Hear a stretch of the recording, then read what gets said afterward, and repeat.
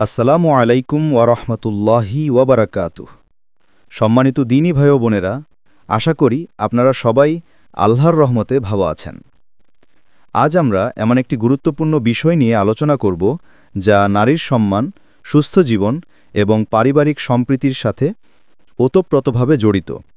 বিষয়টি হল হায়েজ বা মাসিক ঋতুস্রাবকালীন সময়ে নারীর অবস্থান এবং তার প্রতি আমাদের আচরণ কেমন হওয়া উচিত। বিশেষত আমাদের প্রিয় নবী রহমতুল্লিল আলামিন হজরত মুহাম্মদ সাল্লাল্লাহু আলাইহি ওয়াসাল্লাম আমাদেরকে এই বিষয়ে কি শিক্ষা দিয়ে গেছেন। দুঃখজনক হলেও সত্য, যুগে যুগে এবং আজও পৃথিবীর বিভিন্ন প্রান্তে এই প্রাকৃতিক প্রক্রিয়াটিকে ঘিরে নানা কুসংস্কার, ভুল ধারণা এবং অমানবিক প্রথা চালু আছে। এমনকি কিছু ইসলাম বিদ্বেষী মহল নবীজির সম্মানহানি করার উদ্দেশ্যে এই বিষয়ে বর্ণিত হাদিসসমূহের ভুল ব্যাখ্যা করে মুসলিম সমাজে বিভ্রান্তি ছড়ানোর চেষ্টা করছে। ইনশাআল্লাহ আজ আমরা কুরআন ও সহিহ হাদিসের আলোকে এবং আধুনিক বিজ্ঞানের সমর্থন নিয়ে এই সকল ভুল ধারণা ও মিথ্যাচারের জবাব দিব। ১. জাহিলি যুগের কুসংস্কার ও অমানবিক প্রথা। প্রিয় দর্শক, নবীজি সাল্লাল্লাহু আলাইহি ওয়াসাল্লামের আগমনের পূর্বে আরবে এবং তৎকালীন বিশ্বের অনেক সভ্যতায় হায়েজ অবস্থায় নারীদেরকে অপবিত্র ও অসুচি মনে করা হতো। তাদের সাথে মেলামেশা তো দূরের কথা, তাদের স্পর্শ করাও নিষেধ ছিল। দৃশ্য পরিবর্তন।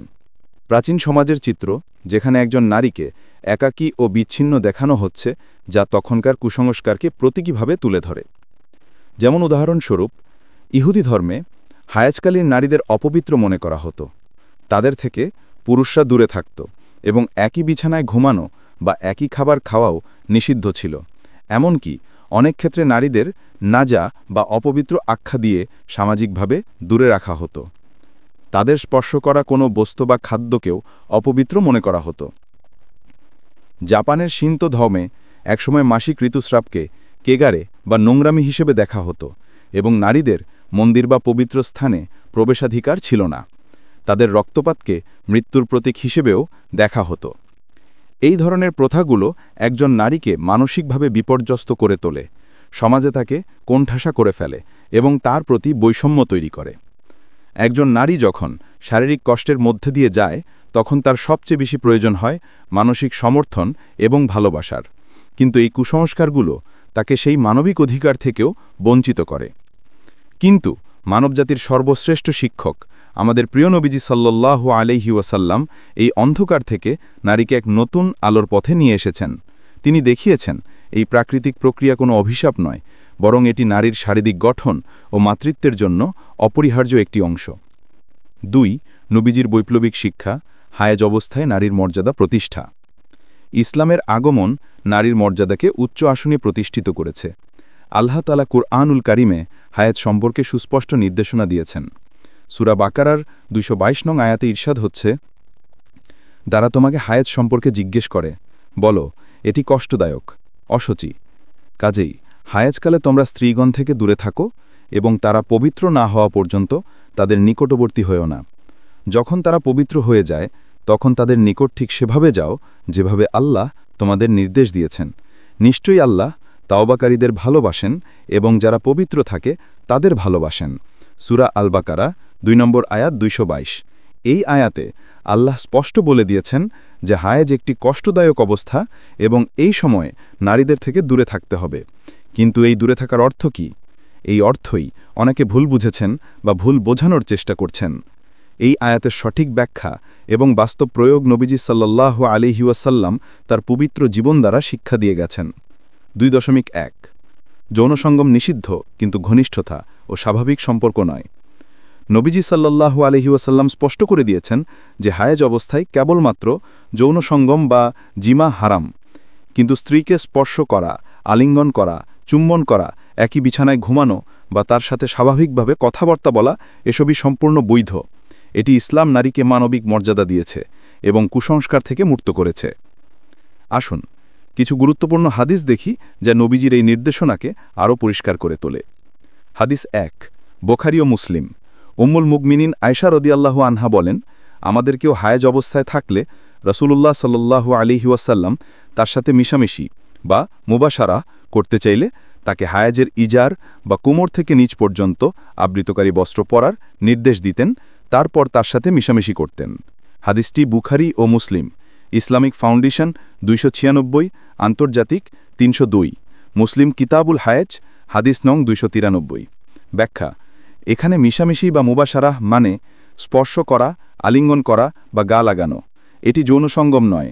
নবীজি স্ত্রীকে ইজার পড়তে বলতেন যাতে লজ্জাস্থান আবৃত থাকে এবং কোনোভাবেই হারাম কাজে লিপ্ত হওয়ার সুযোগ না থাকে।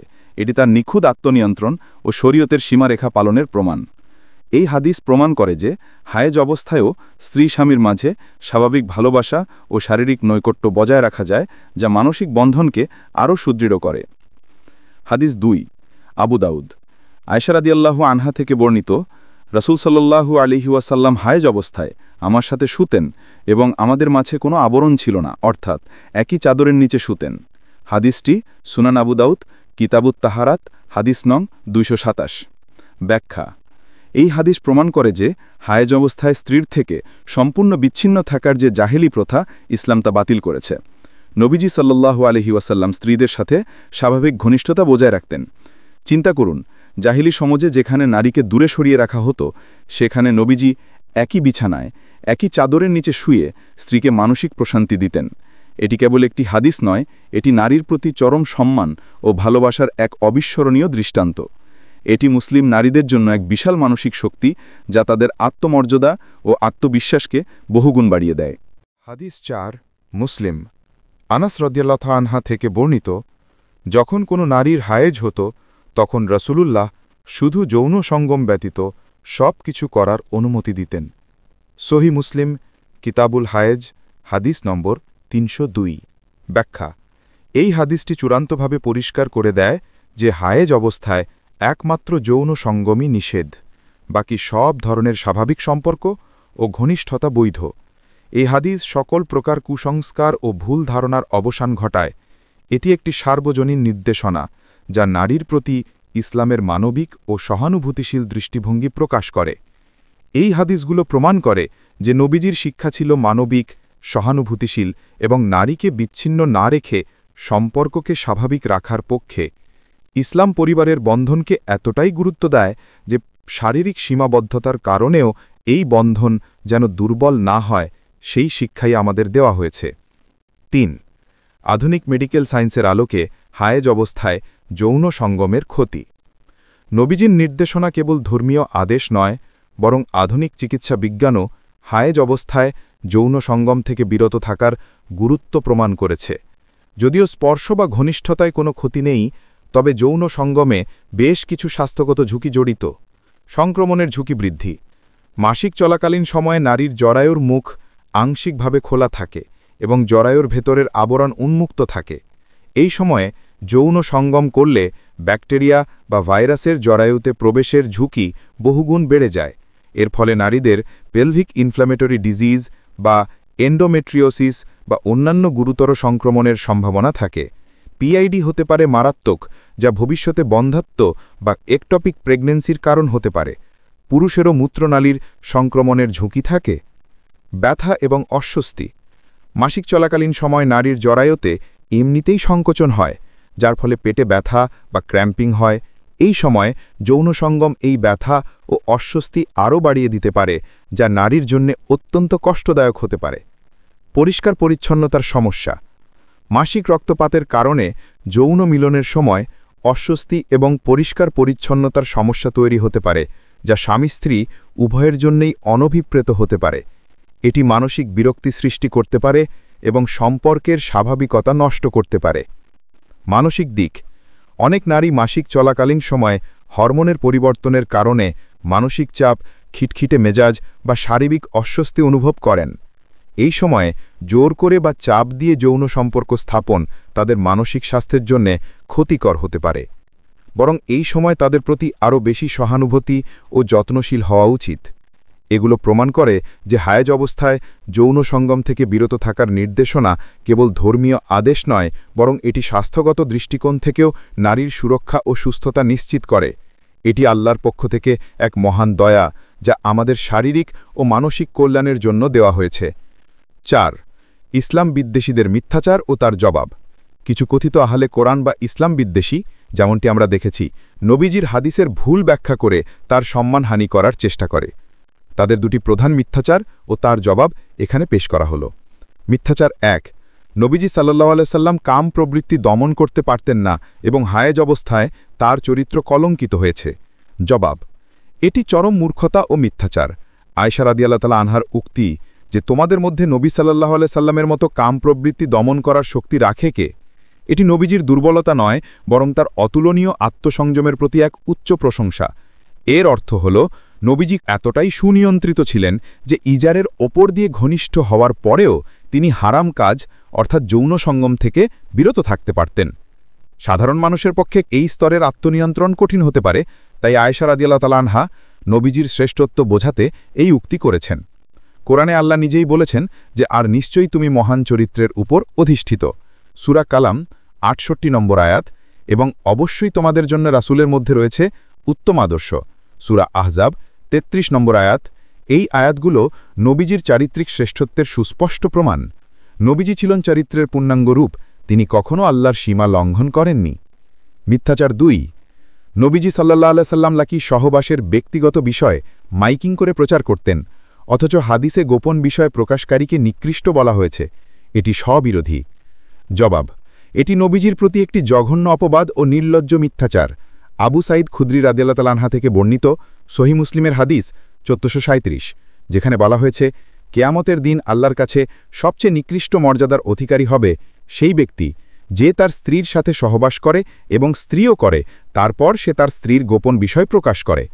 আবু সাঈদ খুদরি রাদিয়াল্লাহু আনহুর বর্ণিত হাদিসের উদ্দেশ্য হল ব্যক্তিগত গোপনীয়তা রক্ষা করা এবং স্বামী স্ত্রীর মধ্যকার অন্তরঙ্গ মুহূর্তের বিবরণ, আচরণ বা অন্য কোনো ব্যক্তিগত ও সংবেদনশীল তথ্য জনসম্মুখে প্রকাশ না করা, যা তাদের জন্য লজ্জাজনক বা বিব্রতকর হতে পারে।